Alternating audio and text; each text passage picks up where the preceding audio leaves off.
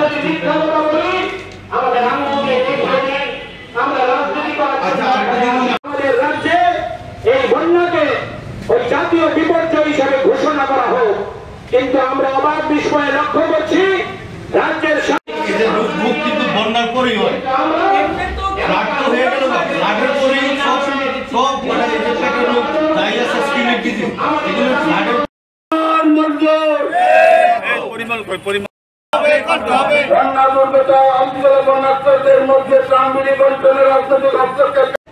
এখন অব্দি যা হিসাব প্রায় 15,000 কোটি টাকার সম্পত্তি প্রাথমিক হিসাবে নষ্ট হয়েছে।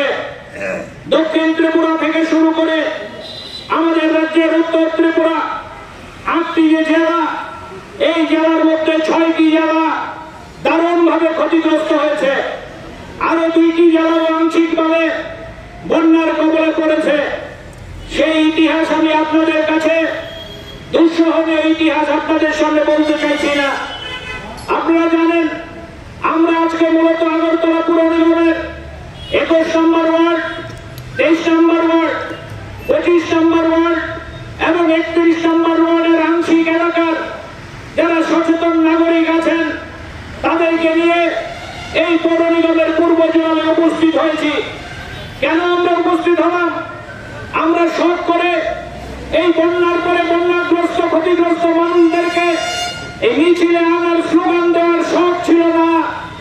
আমরা দেখেছেন যে কথা বলার জন্য আমি মাইক হাতে নিয়েছি। এই বন্যার 5 দিন এবং বন্যা পরবর্তী সময় আজকে যে 5 দিন আমরা কিন্তু সিপিআইএম কিংবা বামপন্থী গণসংগঠনগুলো রাজনীতি করিনি, সরকারের বিরুদ্ধে একটা কথাও বলিনি। আমরা বলেছি এখন হচ্ছে প্রাকৃতিক দুর্যোগ, মানুষ বিপদে আছে, মানুষের পাশে দাঁড়াতে হবে। আপনারা জানেন, লক্ষ্য করেছেন, বক্তৃতার জন্য না 20 তারিখ সন্ধ্যাবেলা থেকে শুরু করে আমাদের লাল ঝান্ডার বন্ধুরা, বাম গণতান্ত্রিক আন্দোলনের বন্ধুরা বন্যা কবলিত মানুষের পাশে দাঁড়িয়েছেন। আমাদের দক্ষিণ চন্দ্রপুর বাঁধের ওই পারে শত শত মানুষ যারা বন্যা দুর্গত ছিলেন, নৌকার অভাবে, বোটের অভাবে যারা জলে হাবুডুবু খাচ্ছিলেন, তাদেরকে জীবনের ঝুঁকি নিয়ে আমাদের বামপন্থী বন্ধুরা উদ্ধার করার কাজে হাত লাগিয়েছিল। সন্ধ্যাবেলা আমরা তাদেরকে শুকনো খাবার পৌঁছে দেওয়ার উদ্যোগ গ্রহণ করেছিলাম। সরকারের মোকাবিকি হয়ে আমরা থাকিনি। 21 তারিখ ওই আমাদের হরিজন কলোনি এলাকার ইন্দ্রনগরে সেখানে যখন জল ঢুকে যায়, মানুষ যখন বন্যাবাসী হয়, আমাদের বামপন্থী আন্দোলনের বন্ধুরা সঙ্গে সঙ্গে হস্তক্ষেপ করে ওখানে একটা আবাসিকদের এলাকা, তাদের সাথে কথা বলে ওই জায়গায় রান্না করা খিচুড়ি খাবার ব্যবস্থা করে। শুধু তাই না, আমরা করেছি বলে বলছি না, শুধু শুকনো খাবার না, খিচুড়ি না, নানাভাবে ওই মশারি প্রদান থেকে শুরু করে বিছানার চাদর পৌঁছে দেওয়া, তাদের এলাকার মধ্যে যাতে রোগ জীবাণু না হয় ব্লিচিং ছড়িয়ে দেওয়া, ডাক্তারবাবুকে এনে স্বাস্থ্য শিবির করা। আপনারা জানেন এই এলাকায় আমাদের রাজ্যের প্রাক্তন মুখ্যমন্ত্রী মানিক সরকার পর্যন্ত এসে পরিদর্শন করেছেন। মন্ত্রিসভার এক সময়ের বামপন্থী মন্ত্রিসভার একাধিক প্রাক্তন মন্ত্রীরা এই এলাকা নিয়ে উদ্বেগ প্রকাশ করে এই এলাকা ভিজিট করেছেন, সরকারের কর্তৃপক্ষের সাথে কথা বলেছেন। আমি আপনাদের কাছে এই কথাগুলো বললাম অহংকার করার জন্য না, বড়াই করার জন্য না, মানুষের সেবা করেছি এটা করে উদাহরণ দেওয়ার জন্য না। আমরা বলছি এই কারণে কথাগুলো, আমরা সেদিন সিদ্ধান্ত করেছিলাম গোটা রাজ্যে সরকারের বিরুদ্ধে কথা বলার সময় এখন না, প্রশাসনের বিরুদ্ধে কথা বলার সময় এখন না, রাজনীতি করার সময় এখন না। এখন আমরা রাজনীতি করব না, রাজনীতি করা যাবে আরো পরে, কিন্তু এখন মানুষকে, দুর্গত মানুষের পাশে দাঁড়ানো হচ্ছে সবচেয়ে বড় কাজ।